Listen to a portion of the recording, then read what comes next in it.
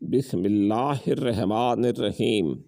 یونس نے ابن شہاب سے، انہوں نے سالم بن عبداللہ سے، اور انہوں نے اپنے والد سے روایت کی، انہوں نے کہا میں نے حضرت عمر بن خطاب رضی اللہ عنہ سے سنا، وہ کہہ رہے تھے رسول اللہ صلی اللہ علیہ وسلم نے فرمایا بلا شبہ اللہ تعالیٰ تمہیں اپنے آباء و اجداد کی قسم کھانے سے منع کرتا ہے۔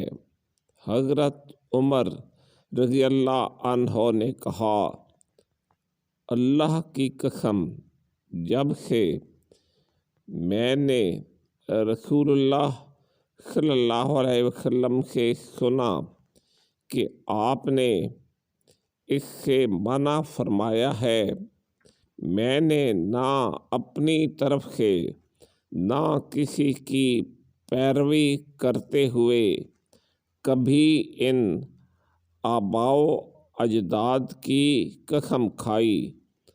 آباء و اجداد کی قسم کے الفاظ ہی زبان سے ادا نہیں کیے۔